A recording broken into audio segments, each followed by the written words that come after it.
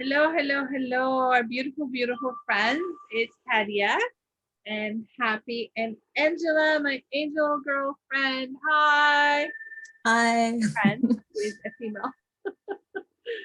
Happy, say hi to our friends. Um, HadiaLoving.com is my webpage. Thank you for being here. Thank you for sharing this time with us. Our topic today is going to be on boundaries.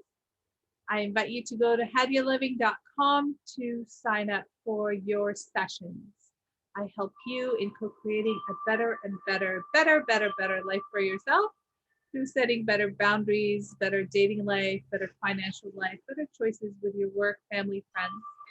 And Angela is also a healer. She does sessions with energy healing. Do you want to share more about your services, Angela? As we get into this topic a little bit more, I think I'll maybe punctuate some of it with the work that I do and how it can support boundary work. Yeah. And of course, I'm here with Happy is my dog for those of you who are not watching, for those of you who are listening.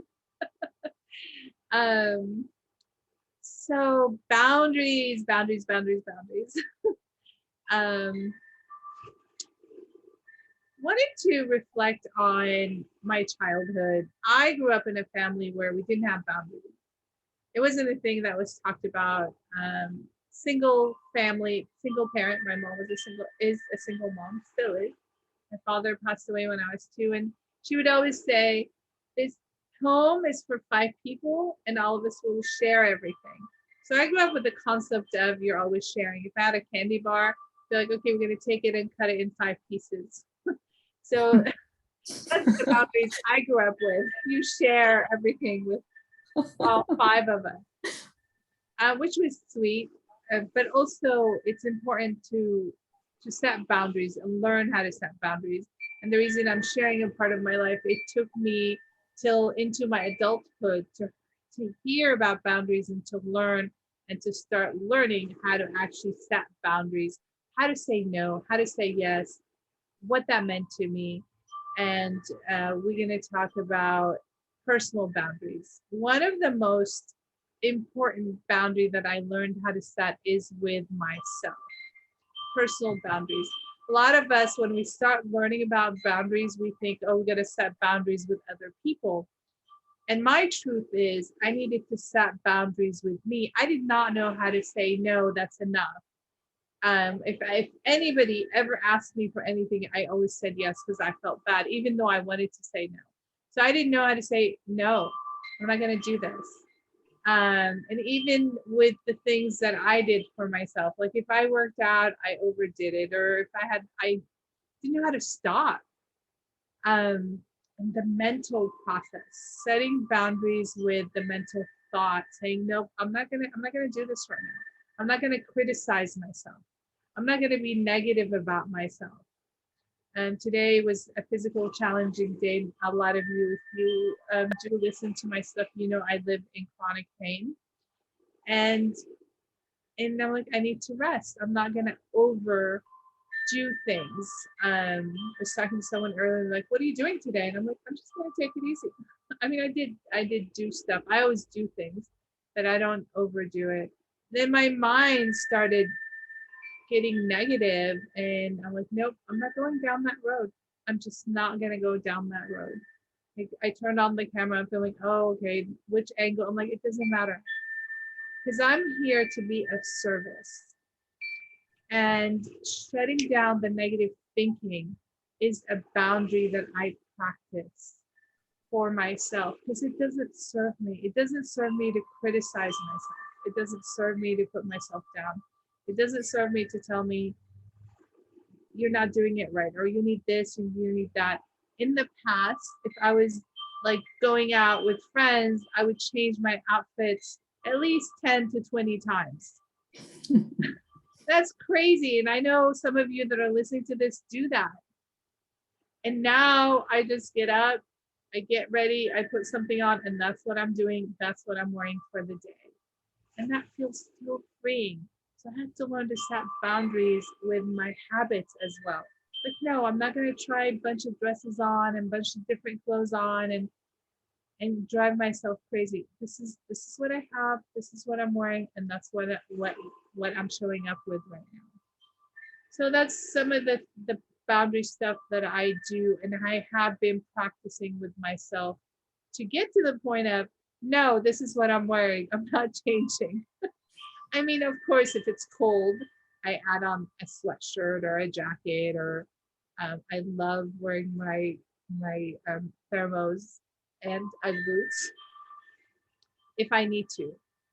But today was a nice day. It was actually chilly in Santa Monica, um, but that's okay. I was not gonna change. I'm like, that's what I'm wearing, and it's fine because I had a meeting with somebody, and it went well, and then a lot of stuff happened in between. So, Angela, boundaries, yay! Boundaries. Well, the thing that is really important about boundaries is that they're there to set a container for trust and for safety. Yes, So it's true when we're creating boundaries for ourselves. And it's true, for example, when we are working with clients and have sessions, um, or for anybody who's ever gone to a workshop, you know what it's like when there's no uh, instruction up front. You have 5 hours in a room. You don't know if you're going to get a break, if you're going to get a lunch. Like, what are we going to talk about? Like, everybody just has an opportunity to get on the same page and work out what they need with clients. People want to know, is I'm entrusting you with my personal issues, whether it's, relationship or health, that this is confidential information and we can provide that boundary for them. So that is a container of safety and trust. So first and foremost, that's why boundaries are so important. And as you said, depending on how we are brought up, it looks different in different families. And it's not always that there has to be something terrible that happened in the family. There's just different kinds of boundaries or lack of boundaries that people experience. So, on a more extreme side, it might be if you had a neglectful or a narcissistic parent, that there weren't appropriate boundaries modeled. If there's violence and other things, obviously that might play into it too. And then some people might not have anything like that, but maybe they're timid or they're people pleasers. There's all kinds of things that can happen, or ways that we feel inside of ourselves that can affect the kinds of boundaries that we set and for what reasons we do or don't set them. I know in my own life, I took on certain roles in my home. And one was to be the peacekeeper. And what that looked like, we've talked a lot in the past about the stories we tell ourselves and our beliefs and all the other things related to that. So, so I designated myself the role of peacekeeper. And from a child's mind, the way that I kept peace in my house was to be a good, quiet girl. I had a great knack, and actually still can, to be very visible or to completely make myself invisible. And so much of that is just through body languaging and other things. And while that works really well in certain circumstances, there's times later in life where that comes back and backfires. If you don't have appropriate boundaries and showing up in your space and using your voice, etc., sometimes those are the very things that make you a target for people that don't have boundaries, or even worse, are predators. And another thing I did as a child too was, I wanted to be a caregiver and a supporter and a saver of everyone and everything. And again, that's great because we want to be caring people. And obviously I am, because this is the work that I do and what matters to me. But, as a little girl, it was every worm in the mud puddle, that needed rescuing, or every kitten that needed a home. And it also was a lot of times kids at school that I perceived uh, Yeah. needed a little extra love and attention and care. And, sometimes then I would find out that there were troubles in their home or other things going on. And so again, these are all positive qualities or actions to take, but at the same time, it can backfire, as often people who have those kinds of issues are the very ones who then turned into my childhood bullies, or maybe, in their home, it was their older sister who babysat me that turned into a bully, or later in life, it was, boyfriends that I chose, to take care of, but that didn't know how to take care of me. And the beliefs I had established because of my lack of boundary, because this is Anubis, if anybody hears meows or sees the cat, because of my lack of boundary, that I had that belief that really other people's needs and cares came first. And so it's a self-fulfilling prophecy. If you don't have appropriate boundaries, there's an expectation to be filled that other people, I put them first and they put themselves first too. So for all of these reasons, I have been on this lifelong path of undoing some of those early patterns. And I'm still establishing stronger boundaries in certain areas. And we can just get into a little bit more of that. And I love what you said about undoing. And that's the first thing in boundary, is to undo what we were not taught, so we can learn to do what is safe and appropriate. You mentioned safety, and boundary is about safety. They say children that do well in life, they have, their parents give them good boundaries. You get up at a certain time, you do your homework at a certain time, you play at a certain time, and then you go to sleep at a certain time. Those are structured boundaries for children. And when parents give their children structured boundaries, they actually do well as adults in life. The children who don't have boundaries in their family upbringing struggle in the world, especially when they start going to college and work. They got to get up. A lot of people become late, and it just causes problems when you don't set boundaries for your life and structure. So structure is a boundary. A lot of people don't think of it like that. When you're building a house, you need to put the foundation, which is a structure, and then the walls, a structure. And structure and the structure and the boundary is very, very important. And it's one and the same in my thinking. So one of the boundaries that a lot of us don't notice, I've noticed this years ago, I started reflecting on people in my life, and like, I'm very empathic, so are you, Angela, and you mentioned that. And we're both peacekeepers in the world and our families. And I started realizing when I felt sad or happy or excited or energetic, or I was like, is this my stuff, or is this the person that I'm with? Is this my sadness, or is this my joy? And then I started realizing that because I'm so empathic, I would pick up on other people's feelings and energy. And I needed to learn to have boundaries when I started and ended, and when someone else started and ended. So I am not, because there was a time in my life where I would feel all these feelings and I felt manic. It was like 1 minute I'm sad, next minute I'm happy, next minute I'm excited, next minute I'm depressed. I'm like, ah. And then I learned that because I was feeling everybody else's feelings around me. If I talked to a person who was peaceful, I felt calm. If I talked to a person who was um, whatever, passionate about something.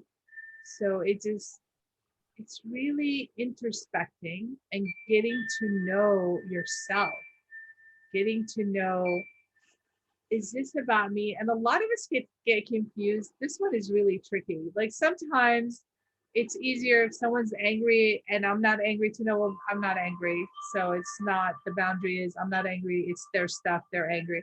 But the tricky one is when people are attracted to us and they like us. A lot of times people get in relationships because somebody else liked them and they thought they liked them too. The feelings, there's no boundary there, and it gets really murky and meshed in together. And then later, after the honeymoon space, one of the people like, I don't really like you. That comes up in people's relating to each other in relationship. And I'm not just saying romantic relationship, even in friendships. A lot of times people bond because they like the same music, or they play soccer together, or they have same interests. And because they have the same interests, they think that they like each other. And it's the excitement of that same interest. So the boundaries get really blurry lines between people. So it's important to notice and take the time. So one of the most valuable boundary that I am still learning in my life as a life coach, spiritual counselor, and adult, to take my time and check things out, and not be so impulsive in everything in my life. Like if I had the notion I wanted to get in my car and go on a trip, I would just do it. I used to be like, okay, I'm moving. I would pack my car and move. And people would be like, what? Like, yeah. So take my time and check things out. Like, is this person appropriate for me? Is this school appropriate for me? I've done that even with my education. Like, I would experience something, or I'd meet someone who had a certain education, and I'm like, oh, I like that. I want to do that too. I'm like, where did you learn this? And I'd pick up the phone and go sign up. Taking the time. And I know that doesn't sound like a boundary, but it is. Slowing down, taking the time and introspecting and writing. I talk about writing a lot, writing things down on a piece of paper with your hand, pencil preferably, or pen. And writing, when we write, we actually discover our inner world, our subconscious thoughts, and our superconscious thoughts, which is our spirit. So knowing, when do I start and end, and when does someone else start and end? Like music. If you're listening to angry music, you feel angry. So were you angry before that? Probably not. If you listen to happy music, then you feel happy. So it's like we get influenced energetically, emotionally, and mentally by the people we are around, by the things we watch and listen to, whether it was movies, music, you reading poetry, reading books even. This is to the point of, if you're reading a book and you start feeling feelings, it's because you're picking up the feelings of the writer. So it's really important to notice who you are emotionally and mentally, physically and spiritually. So Yeah, and getting into knowing yourself, and as we always say, loving yourself, so that you recognize what sits on the edges of your boundaries, like to my example of being a peacekeeper or a rescuer of some sort. It's not just a good or a bad thing, because there is the inherent strength and weakness that goes along with both. One could be that I shrink, and another could be that I'm safe. So it's serving a dual purpose. And as we go farther in life with these practices, we really know how to build up the strength of it. But when you're not clear on your boundaries, um, you may not know what they are yet. And it might also just be that it's indicated to you that somewhere you're touching on one or someone else is touching on one, just because there's a feeling of not being comfortable there. And so that's really subtle. You don't have to know what boundary has been crossed necessarily. And sometimes in the moment when you go into a story or you go into that experience of, if it's the anger or whatever, you're ramping up through another vehicle like music or whatever it might be, you may not be in touch with what the boundary is that's been crossed. So again, an exercise like a written exercise can be really good. And that's also where coaching can support. The first thing that you just need to know is something feels off. Something doesn't feel right. And that's always what I think is a good time to just take a step back, because there is no urgency. If you don't know how to deal with something in the moment, you're uncomfortable, but you're not quite sure what it is. And I've given you the example before, Hadia. I'll just share here. When I was once gifted something and it was just a little thing. It was a little like glass vase with a cork in it. And the person who gave it to me at one point, I didn't see it happen, but later, I noticed that it had like this little scribble mark on the top of it, like when you take an ink pen and you're testing it out. And I was like, what's that? Like, I know I didn't do it. And so, I found out, that they had just tested a pin on it. Kind of, what's the big deal? When I first saw it, I knew it was a little thing, but it really, really bothered me. And I could not put my finger on exactly why I was so triggered. And then the response was like, oh yeah, like, well, I can just shave that off and fix it. It's not a big thing. But coming like much farther down the road now to where I am, and without getting too deep into, there's a real breadth in this conversation between holding boundaries to, let's say, have peace with friends, to express our needs. And also then we can get into maybe a little bit more self-defense territory where it gets really out of skew. But something like that can seem small, has a tendency to grow, because as people test our boundaries, they'll start with something small like that. And so farther down the road, I've seen on a list of boundaries that are crossed and tested, even little things like that, not respecting property or doing, breaking a little thing, can actually indicate that it's ramping up to more later. So I couldn't place it on myself at the time to know why that bothered me. And as somebody who wanted to be a peacekeeper in that relationship, I was afraid to make a bigger deal out of it because, well, in a way it was a little thing and it could get fixed.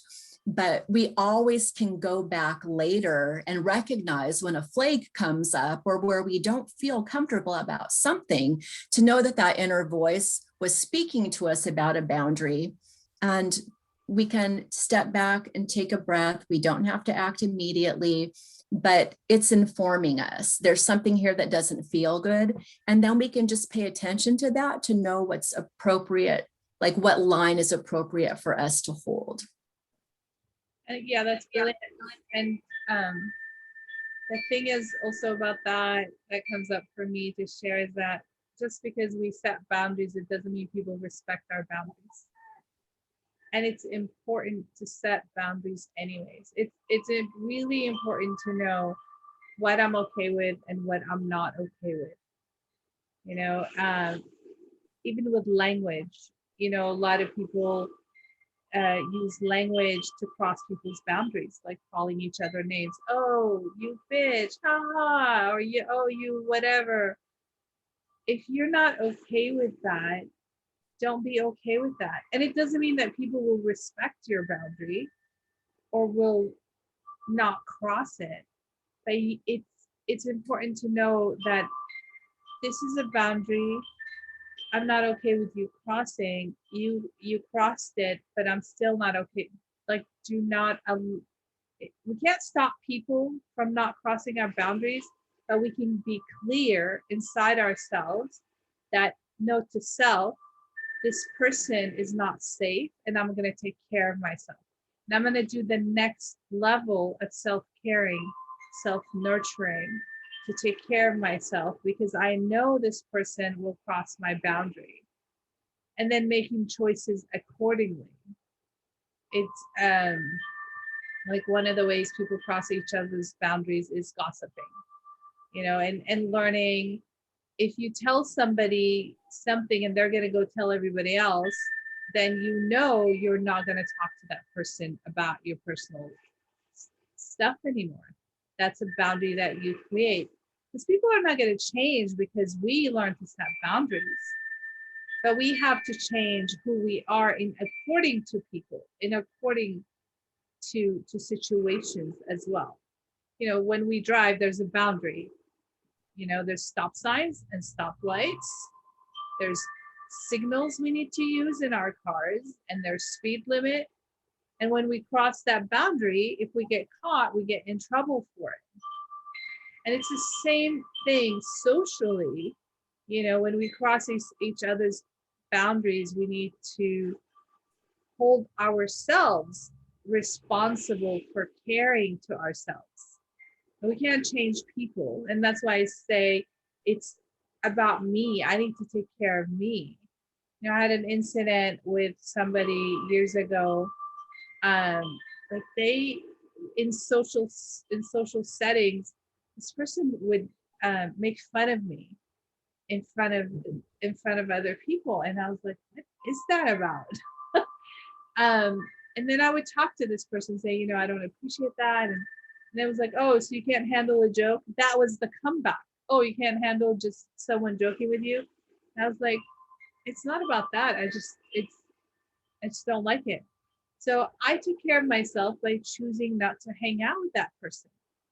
That person had no sense of understanding what my boundary and what my needs are, and they didn't care, and it didn't matter to them. So I needed to care, and I needed to matter to myself. And the action that I took place is I stopped hanging out with this person with other people. So if I wanted to, and we were actually good friends. So for years we were good friends. So I chose to hang out with this person one-on-one and nobody else, because when we hung out with other people, it just didn't work for me. So it's taking responsibility, because when we learn this stuff, a lot of people think, well, I just set a boundary. Why are people not listening? What is wrong? People don't have to listen. You have to listen. I have to take actions that align with my boundaries, whether anybody else does or not. And when I give people permission to cross my boundaries, I'm breaking my boundaries. So yeah. And as I said, and people will kind of test it and see what they can get away with. But the container for trust and safety, it's true that it's not just with another person. It's starts with us. So we have to trust and be safe with ourselves. And that was, a case where you had to set a really big boundary, which was I can't be your friend. I can't go hang out with you if you're not going to treat me with respect. Brene Brown has a video on YouTube, and I think it's called Braving, or it's about braving, but that is her acronym. The B in Braving, by the way, is for boundaries. B is for boundaries. But she is somebody who researches guilt. And so this whole thing in braving, one of the key aspects is also about you have to have a trust account with people. And just like we sometimes, mess up, maybe it's a small mess, maybe it's a big mess. Sometimes other people do too, and that's going to happen in relationships. But you come to earn trust by how somebody responds to a situation. So the example you gave of having a conversation with your friend about it and them putting it back on you just shows that they're not taking accountability. They don't have any interest in changing. There was an opportunity for a different kind of response there, and a way to like renegotiate when we're in public together. Here's how I'm going to show up for you as my friend from now on, but that didn't happen. So that's a perfect example of you're building trust with yourself by creating that boundary. And you're also finding that this is not really such a good friend. I can't trust them. They're not going to be accountable after all. Yeah. And what I love about when I learned about boundaries and taking responsibility is that there's freedom in that. I don't have to change anybody. So much freedom in that. Like, learn who people are and understand that's how they're going to show up. And for me to take care of myself accordingly with my own boundaries, my own desires. Especially with emotional boundaries are also Mercury. They get blurred because a lot of people use emotional boundaries to get us hooked in, and it's really important to get clarity on what my emotional boundaries are. And when I say mine, I'm sharing globally, like all of us. And people would say something at someone's expense, like, "Oh, I was just kidding," like, "Oh no." And to know that this person is not safe and they got caught, and because they got caught, they're like, "Oh, I'm just kidding. Can't you take a joke?" It's like, no, it's not funny. It's not that I can't take a joke. If it's funny, I can laugh with you, but I'm not gonna laugh at my own expense. And it's okay to walk away from people. Like, I do this now all the time. If somebody crosses like, I say, no, I'm not gonna do this, or no, that's not happening. And they still cross my boundary. And I say, okay, I gotta go now. I leave. So it's giving myself permission. It's important to give ourselves permission to hold our boundary and walk away from someone, not because we don't love them. I believe love is given, and people's behavior and lack of boundaries is what we don't appreciate. So knowing, okay, I love you, I care about you, and right now you've crossed my boundary, and I'm gonna walk away to take care of myself. I know someone that does. This is how this person, and I love it. It's brilliant. This person goes, "Let me call you back." When someone crosses their boundary, they're like, "I'll be right back." They just get up and walk away, giving that person an opportunity to, like, I guess, introspect. And I think that's a great way to handle somebody crossing our boundary. "I'll call you right back," or "I'll be right back." And they get up and they go to if they're at dinner or whatever, they get up, they go to the bathroom, they go outside, um, so they can adjust and figure out what to do next, how to take care of yourself next. And I'm going to repeat myself here. Take your time. It's okay to take your time and figure out, what is my boundary in this situation? And if people cross it, how can I still take care of myself and feel whole and complete in myself, that I don't feel like people just walked all over me? So it's very important. Take your time. Go ahead, please. So just as you said, with children, that they do well with boundaries, and in the home, when we have them, we understand, or as a society, we have them, and we understand that there's consequences and there's rewards, just like your traffic example. Uh, and in relationships, with ourselves, with others, there's consequences and rewards. You don't get away with that kind of behavior. And there's great rewards to people who will work on them together, or to step away and to work on them on your own, because now you do have that freed up space and that freed up energy. If they're not going to be loving with you, at least to be loving with yourself. And I just went blank, but that's okay. Yeah, it is. And what came to me is when we also respect people's boundaries, things work out so much better.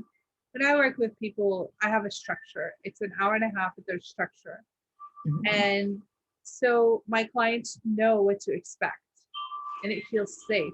And within that structure, we get to work on whatever comes up for them. But there's structure, beginning, middle, and end. And it always works out really well when we do that.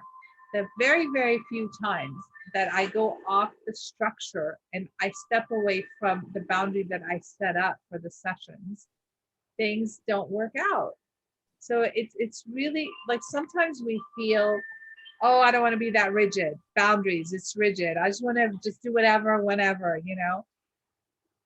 It's actually more tiring to do whatever, whenever, than when you have, someone said, the more discipline you have, the more freedom you have. Boundaries is freedom. Yeah. It is so freeing to know what to expect from myself, for myself.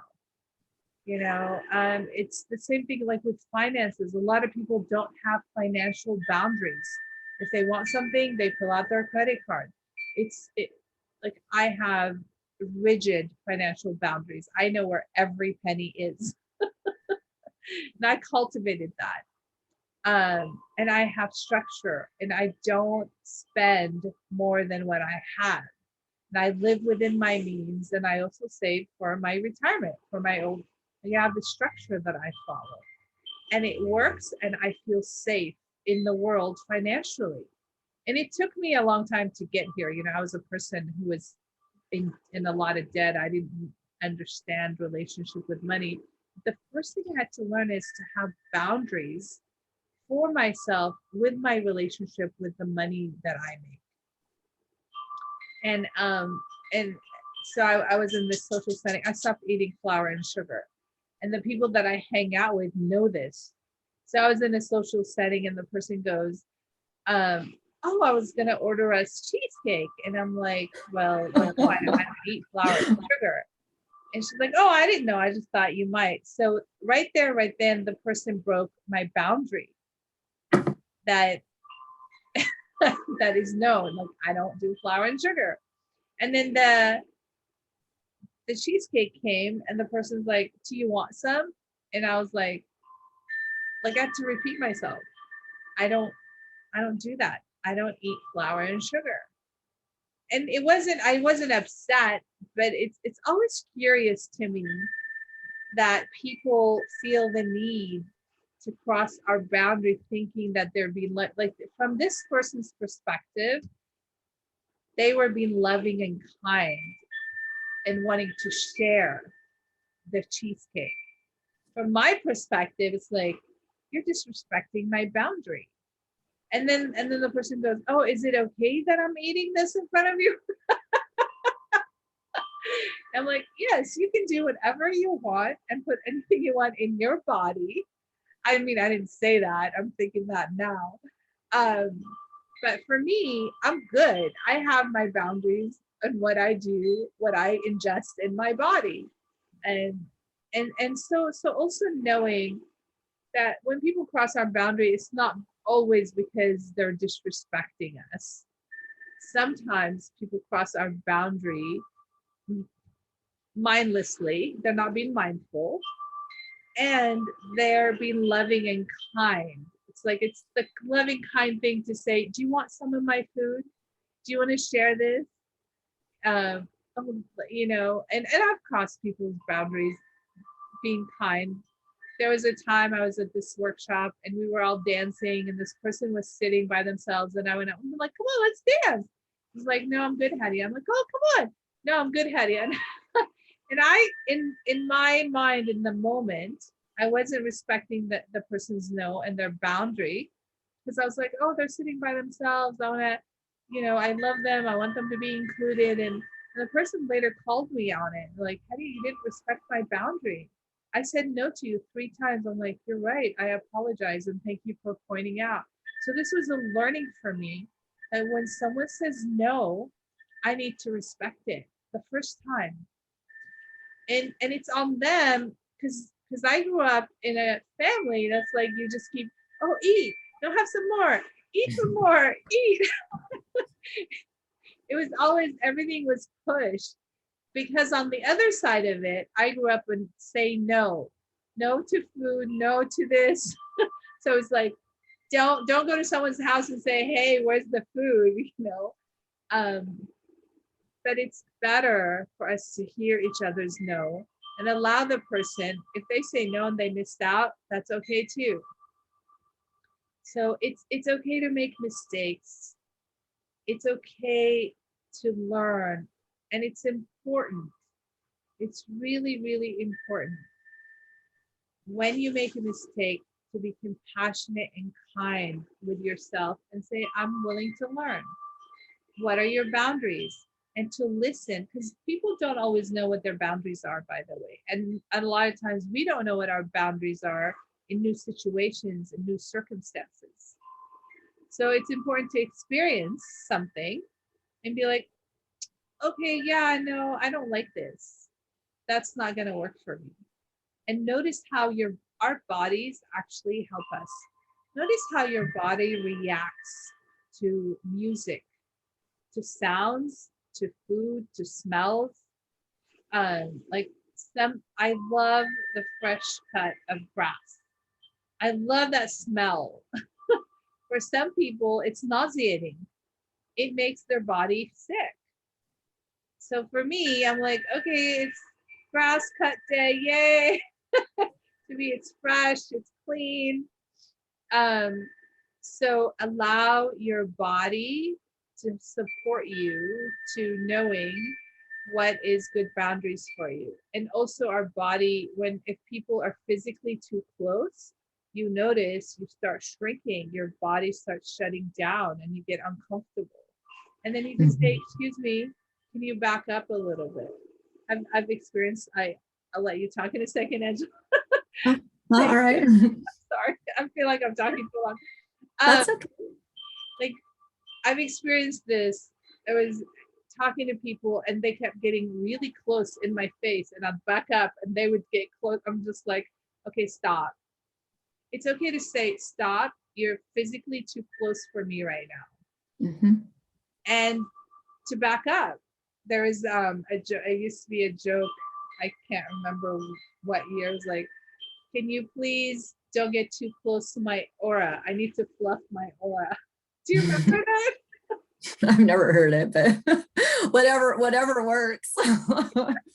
It's like, and maybe it's an LA thing. We'd be like, you're too close to my aura. I need to fluff my aura. And that's usually a boundary for people. They want you to be 2 feet away from them. Mm-hmm. Don't get into my 2 feet circle. Yeah, space is a big one. Just as people have different boundaries in other ways, people have different spatial boundaries. Some people are very comfortable getting very close, and some people need a lot of space in between. And it's perfectly good to set that boundary. It was actually something we talked about in my self-defense class too, just keeping your boundary. And normally with people you're really close to, you may not have to make such a boundary about it. But if someone is in your space and you're not comfortable, you might say, I need to fluff my aura. In my self-defense class, they just said, I think that I have a bigger, what do they call it? A bigger space bubble than you do. And I'm more comfortable back here. So they might take a step back, or they may say to somebody, you're very close, I'm uncomfortable. Would you take a step back? Either way, if they come towards you again after you've stepped back, or if they don't move back, then you're in a situation where there's an adamant boundary violation, and then you might need to take a next stronger step to enforce your boundary. Yeah, I mean, I've met very rarely, but sometimes every now and then I'd meet a person, they would want to be right here in my face. And I'm just like, is it because of hearing? Because some people have hearing challenge, right? But it's really uncomfortable when someone is like in my face talking to me, and I'm just like, whoa. I mean, it's different if it's a romantic, even in romantic situations, like check out what's comfortable for you and what's not comfortable for you. It's very valuable. Like I like cuddling, and I'm a touchy feely person. Yes. So I don't have issues with physical closeness, but if I don't know the person, I do not want them in my face. Like, let's just no. And there's so much that plays into all of this. It's I mean, I have to say, I'll put it in the term like I'm guilty, but I'm guilty of because I love to travel so much, and being in a lot of countries where particularly as a woman, maybe you don't make that kind of eye contact, or, friends don't all hug each other.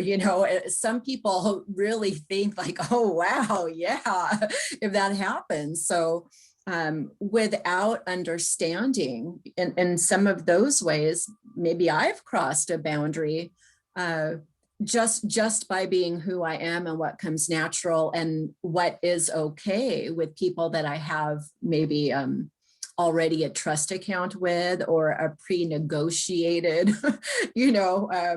comfort zone with, but we don't always know. And so just like your example with the cheesecake, if somebody is saying they're going to get it, that's fine. We have to hold our boundary, and there's always going to be things around us like cheesecake when we don't want it. Like, we have to keep our boundary by saying no. But it's different if it's offered again and again after you've said. And yet we want to be generous. Most of the time, people are not intentionally breaking a boundary. People are not intentionally poking at you or trying to undermine you. Most of the time, they just haven't heard you.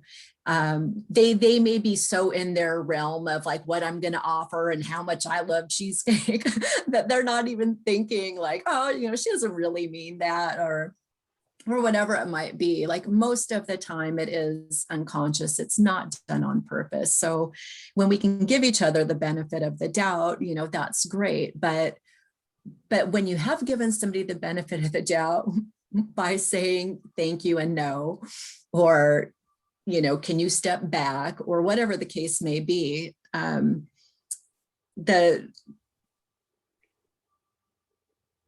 we talked before, and I know you want to make a little caveat about this, but we've talked before about nonviolent communication. So I'm just going to start by letting you take note on that, and then I'll get on with what I was going to say about it. Okay, so the thing I have challenge with is the languaging, non-violent communication. It bothers me. Okay, it does. I wish it was called something else, like mindful communication, or mindful communication. I wish they would rename it and call it mindful communication. I'm like, why would you use the word violent in something that is about connecting people and building trust and safety? That makes no sense to me. So I have a challenge with that. So my boundary with that is we call, at least in this podcast, can we call nonviolent communication mindful communication? Um, that would make me happy. That's my boundary. Okay, so I'm going to do my best to adhere to that. Thank you. And I want to bring it up and of course give credit to the person who created it. So Marshall Rosenberg, who's the author of Nonviolent Communication, does talk, pardon me? I said it's brilliant. I love the theory. I think it's great. I just don't like the name of mindful communication is better. I wish I would meet him and be like, can you please call it mindful communication? Yeah, well, I mean, because the side conversation we had about that before was that it's just like, you know, just say no to drugs and the war on drugs. And while that whole campaign was running and it was everywhere in every elementary school and on the side of every bus, you know, instead of saying no, more people just saw drugs, drugs, drugs and said yes. So in a way, like we're calling upon something that is like the opposite of what we actually want to do. So mindful communication, compassionate communication, especially since it's sort of a Buddhist concept anyways, would make better sense without bringing up the violent aspect of it. But anyway, on that note, we can empower ourselves in all of these circumstances in our lives with other people by using our voice. That's key, that's necessary. And it can look like a lot of different things when holding boundaries. So what Marshall Rosenberg said is that our, I'll say violence happens when our unmet needs are unspoken or unarticulated, unacknowledged, and therefore unmet. So, you know, in the circumstance with your friend, you know, who said things that were unkind in public, you set a boundary. She knew what your need was. I need you to not talk like that to me in public. So I'm assuming a she, it doesn't matter who, but, and they did not meet you there. There's other circumstances where somebody does. And a lot of times we are looking to understand and find actually what our own need is and why, you know, we're uncomfortable. So it's a learning process for you and for whoever that other person is that's important enough to you to have that kind of a conversation with. And of course, you don't have to go into a big conversation and negotiate with everybody. It's not worth your time and energy to do that with everyone, but know who it is valuable to do that with, who you do want partnership with, who you do want to have boundaries that make both of you feel trusted and safe in relationships. So just like our conversations with ourselves, if we're talking about even self-violence, you know, it can be super subtle. It's not always like fist flying and horrible things happening. It can be the negative self-talk that happens inside of us. You know, that is hurtful. That's violent. You know, my inner voice to myself if I'm not being kind. Or we've talked before about sometimes we might push people away because we're uncomfortable. But in a sense, that's also denying somebody who's trying to be generous and loving with you. So it can show up in a lot of different ways on another, and we don't do that to ourselves on purpose. In the same sense, we might have somebody in our life that also has maybe subtle forms of violence, but it might look the same as what we do to ourselves. When they talk negatively to us about us, like we might pay more attention to that and realize it doesn't feel good, but it serves really the same outcome which is that it either way, no matter internally or externally, when that happens, it slowly diminishes and erodes away at our own self-worth. So it's really important to pay attention to these things. And then also just to know, we can be in this practice of articulating what we need, and not every conversation is going to go exactly the way that we want it to. But if the intention is stated up front, a lot of times, just like with self boundaries, my intention is to do such and such, like take loving self-care of myself. We might say the same thing to another person. My intention is for us to keep growing, and understand what each other's needs and values are. And so that is a way that you can start what sometimes might be like a confrontational conversation without putting somebody on the defense. Classic confrontation, which doesn't work well for getting people together, is, you did this and you made me feel like that. Now I want you to do such and such, that never works. If it's an example where you might have a boundary with a roommate or something that might matter, if I say to you, oh, you always leave your dirty dishes in the sink, and I'm so annoyed that you do that all the time. Now I want you to clean up your mess. How cooperative do you feel right now? Do you feel like doing those dishes when I've attacked you like that? Clearly, I have an unmet need for my house to be clean or to not do your dishes all the time, but that's not what's coming across. So that's a really sort of innocuous example. But there's a situation that came to my attention more recently with a couple, and the conversation went a lot like that. It was the basic confrontation, but it's about a very sensitive subject. So I even kind of squirmed, like, should I bring that one up here? But essentially, it's a long-term couple, decades and decades and decades of relationship together, raising children, the whole thing. And in relationships, there's always ebbs and flows, and people change a lot. And, over decades, that's to be expected. So there's going to be a need for renegotiating all the time. And also in those long-term situations, sometimes we might stop expressing our needs because we have given up or whatever the case may be. So in this example, a person walked in and saw what they perceived was their significant other on the computer. And it looked like one of those things where you stop something really quick as if you've been caught. So the leap was to, and this is that confrontation. Who are you chatting with? Are you sex chatting with somebody? I'm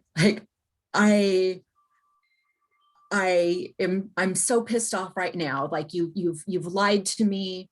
And then it can go a number of different ways. The way that it happened to go this time is you need to stop sneaking and lying. And so regardless of what you think about the situation and what that other was doing, that's definitely another kind of form of attack. So the reply was, I knew if I talked to you that you would judge me. And so it's another one of those responses on the tail end that took no accountability. But what's happening there? Neither one of them are getting their needs met. There's just now a bigger wall in between. So if we're using mindful communication, it could go another way. And so mindful, what, sweetie? I I said, yes, because it's being mindful. It can be mindful. And so it can go another way, which is intending for both people in the conversation to take accountability. So it's not making it about you and any wrongdoing, and what you have done didn't make me feel any particular way. And it's not an accusation. It's all about where I'm coming from, how I feel, and trying to negotiate and ask for your need to be met. So it's when I hear and see da da da da, in this case, when I perceive I'm catching you online having a sex chat with somebody who's not me, I feel my entire sense of security and stability with you like comes crashing down. My need for intimacy and now trust with you is not being met. And this particular couple had had a conversation before that, it's okay if you watch porn, but I don't want you doing anything live with another person. So that was already sort of pre-negotiated. So this is a boundary that was broken. But, on the end note, because I'm feeling that my need for intimacy with you and trust with you is now also broken, can we renegotiate? Can I ask you to, stick with the porn or whatever it might be, and not go to another person, another live human being where I feel more threatened. Now that was all about me. And of course, in a situation like this where you're completely blindsided and this person was very rattled, you may not be in a place where you can express those words in that moment. That's again going back to saying it's okay to step back. It's okay to take a pause. And often when we need to do that, we can do circle breathing. It's like 4 counts before you say anything. It's like your friend who says, like, I'll call you right back, but just breathe. 2, 3, 4, and do that 4 times before you even make a statement. The statement in that case may have just been, I feel like I just caught you doing this. I'm going to leave for the night. Can we have a conversation when I've calmed down? That might be the best you can do in that moment and get them to agree to the conversation later. If you are in a position where you've kind of gone through this conversation before, you feel calm enough in that moment, because to, in a way, disarm whatever triggers are up in any boundary conversation, you have to know what your triggers are and what the other person's triggers are. And in order to keep calm, you have to present yourself as calm. That's where the breath comes in, and that's where not stepping on or pushing another button, as in that case was also done both ways. But the conversation then, on the other hand, the reply, instead of it being a blame, I knew I couldn't trust you. It was also an opportunity for that person to express their feeling and take some accountability and to be heard and seen and understood by the other. So it might have gone very differently if, by expressing and taking accountability on the one side, the other person mirrored and said, when I see you smirk because of my performance issues, I feel emasculated. I feel really small because my need to perform and have control in a situation is diminished. Those needs of mine aren't being met. And I wonder, maybe watching porn alone doesn't really do it for me. Would you be willing to watch it with me? Or would you be willing to role play and go in the other room and we can have a sexy chat together? That might have created a very different way of understanding and empathizing on both sides of that mirror. And it could have had a very different outcome. Maybe somebody didn't have to go away for the night.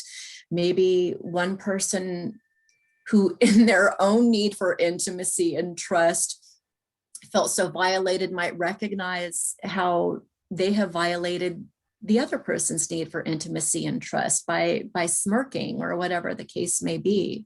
So there's such different ways by being mindful with our language that we can articulate our unmet needs and come into a greater understanding together instead of attacking and putting another on defense. That really creates that bridge to now maybe a boundary has been crossed, but maybe some trust in being genuine from our heart and about what our hurts are, we can regain that and come up with a new solution. And I won't feel like I need to sneak, and you won't feel like you're not involved. Like there's something in that for each person. So, Yeah. so just to say that, and again, when you're in a long-term relationship like this, it's important to take the time to have those conversations, because gaps grow where we aren't talking about or understanding the need of the other. It's valuable enough to spend your time and your energy with that person, especially if you want to continue that relationship and need to reestablish that trust and understanding. It's worth spending your time and energy that way and getting their permission for the conversation at a later time or continuing it then, if they're also able to. Maybe they need a little breather too. But again, you don't have to have the same mindful communication with somebody, let's say on the bus, who you're sitting next to and they put their hand on your knee and you don't know them. In that case, it's perfectly acceptable to say, your hand is on my knee, take your hand off my knee. That's another way that we can communicate in that circumstance. You don't have to go through the whole making it logical and saying what your needs are. Yeah, I agree. Mindful communication, it is a beautiful way to set boundaries from with for closeness and connection. And boundaries is about creating connection and closeness. When we don't have boundaries and we are crossing each other's boundaries because we don't have boundaries, walls do go up. It's like we don't know what a person needs and wants, and we don't know what I need and what I want. So having actually boundaries, it helps me and the other person be safe and be close and be connected. And I love that, and I love the example that you used, and I know those are people that you worked with, clients. So it's really supporting people to be mindful, because our language can be, it is a boundary. A lot of people have a boundary of not saying the F word, and it's important to respect that. And when we respect people's boundaries, we create safety and closeness and connection. And that's what I suggest, is sitting down and writing what areas in your life you do have boundaries and you're clear on your boundaries, with the intention of that it actually creates safety and closeness. A lot of people think, oh, when I have boundaries, I'm not close to people. Like I'm saying no to people. It's actually a good thing to say no, because that's your truth. And your truth brings you close to someone. So in wrap up, get to know who you are, who your boundaries are. what works for you and what doesn't. And the first thing I think it's important to know, what is your no, N-O? A lot of us don't know what that is. And again, I will repeat again and again and again, experience, have as many experiences in your life that you can have and learn. Like one of the boundaries I used to cross when I was young is hugging people. Not everybody likes to be hugged. That was news to me. I was like, what? What are you talking about? What do you mean? I had It's no like people idea. who don't like massages. What? Exactly. I was shocked. I was like, what do you mean they don't like? It's a hug. How do you not like a hug? Some people don't like hugs. Some people don't like to be touched. So I had to learn and practice. And I am literally in front of the mirror going, would you like to share a hug? It was so weird to me because I'm a person, I'm a hugger, I'm touchy feely. I'm like, it's just a hug. Hugging is sweet, not to everyone. And because I've learned to respect people and ask, would you like to share a hug? It brought me closer to people. And people felt safer, and I felt safer with them. So, understanding when we are clear on our boundaries and checking it out with people, it does bring closeness, intimacy, not sex. Intimacy is intimacy, is closeness, it's connection. And into you, I'd like to be invited to see. And that's checking things out, asking, can I sit next to you? Is that okay with you? Sometimes people want you to sit next to them, and sometimes, like, no, I just want the couch all to myself. I've said that to people. It's like, no. And they're like, what? Like, yeah, I don't feel like it. I want the couch all to myself right now. And that not always, but sometimes. And also, And people, go oh, ahead. I'm sorry. No, no, please. Oh, I was just going to say, and people actually then you establish trust in their trust account because you're willing to ask. You know, it's like gifts. We don't necessarily give everybody the gift that we love, you know, so I'll do the same thing, you know, are you a handshaker? Are you a hugger? You know, and give them what it is that they want, but they then realize that you're giving to them what it is that they want and they value. You're holding their boundary, even if for you it looks like something else.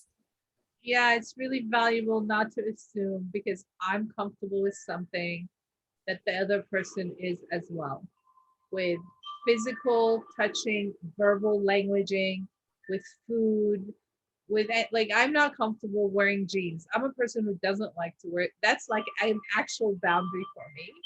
Very rarely have I like wearing dresses. I'm more comfortable. And I have a friend, all she does is wear jeans. That's her comfort.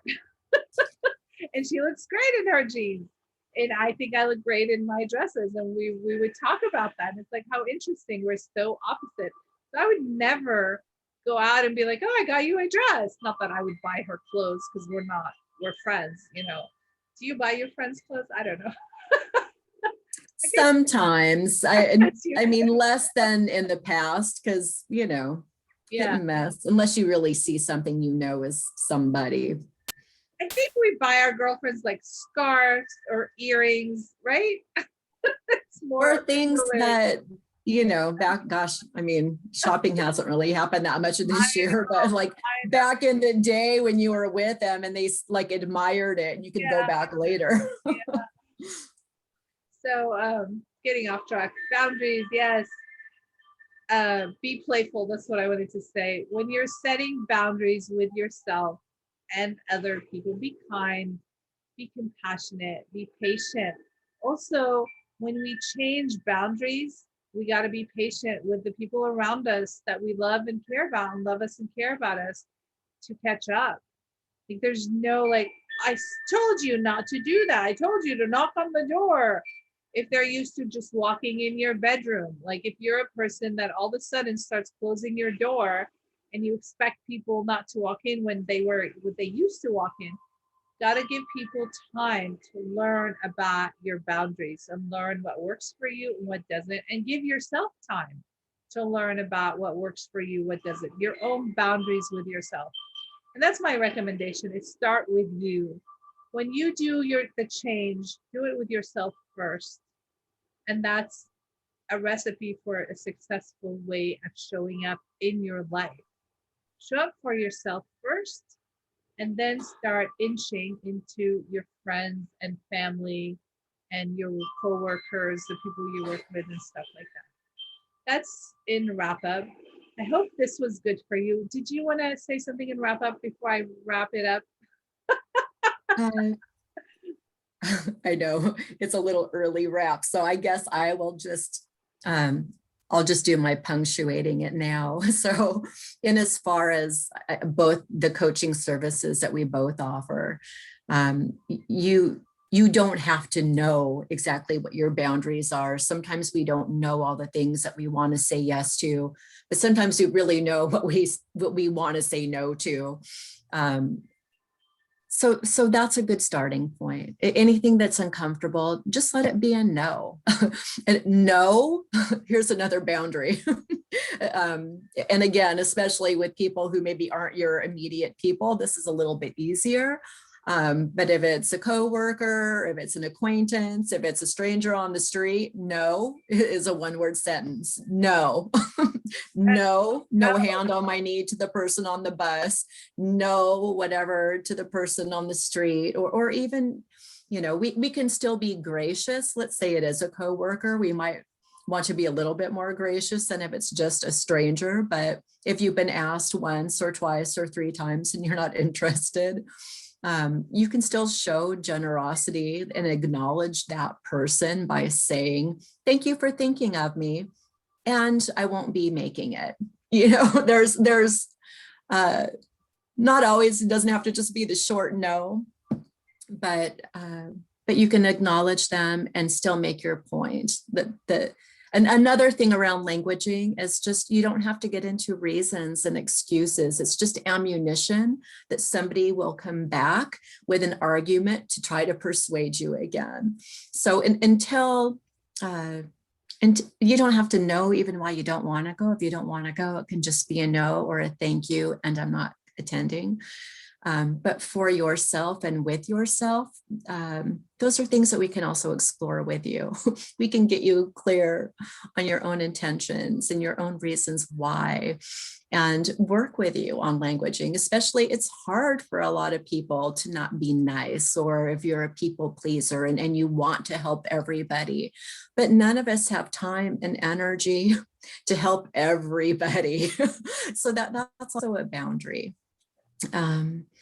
And the other thing I was going to mention, since you'd asked about services before, with shamanic services or biotuning, there's the potential to cut the energy cords where there's unhealthy boundaries. And on the outside of the biofield, some people call it aura. There's many names for it, that fluffy aura.